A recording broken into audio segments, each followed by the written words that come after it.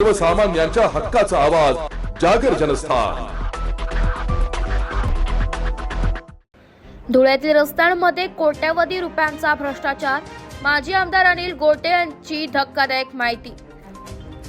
धुळे महानगरपालिकेच्या भ्रष्ट कार्यपद्धती, अनियमितता, अफरातफर, गैरव्यवहार, भ्रष्टाचार याबाबत केलेल्या विविध स्तरावरील असंख्य तक्रारीवर उच्चस्तरीय समितीची नियुक्ती करून चौकशी करावी, तसेच धुळे शहरातील निकृष्ट दर्जाचे रस्ते प्रकरणात कोट्यवधी रुपयांची लूट करणाऱ्या दोषी आढळणाऱ्यांना विरुद्ध गुन्हे दाखल करावे, तसेच जळगाव महापालिकेच्या घरकुल घोटाळ्याप्रमाणेच कारवाई करण्यासाठी संभाजीनगर येथील न्यायालयात शिवसेना नेते, धुळ्याचे माजी आमदार अनिल अण्णा गोटे व माजी नगरसेवक नरेंद्र परदेशी यांनी संयुक्त याचिका दाखल केली आहे। याचिकेत धुळे महानगरपालिकेची मोठ्या प्रमाणात तसेच कोट्यवधी रुपयांची लूट करण्यात आल्याचे सही शिक्क्यांचे पुरावे सादर करून त्यानुसार उच्चस्तरीय समितीमार्फत चौकशी व्हावेत यासाठी सदरची याचिका दाखल करण्यात आलेली आहे, अशी माहिती माजी आमदार अनिल गोटे यांनी यावेळी दिली आहे। जागर जनस्थानसाठी प्रतिनिधी रूपक बिरारी, धुळे।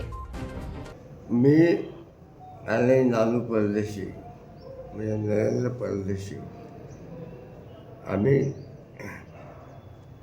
मुंबई उच्च न्यायालयाच्या औरंगाबाद खंडपीठामध्ये दाखल केलेल्या याचिकेत महापालिकामध्ये सर्वस्तरीय सर्व विभागीय भ्रष्टाचार कसा चालतो याची पुराव्यासह सही शिक्क्याच्या नकलांसह तक्रार दाखल केली, न्यायालयाची दाखल करून घेतली आणि महापालिकेला नोटिसा काढल्या।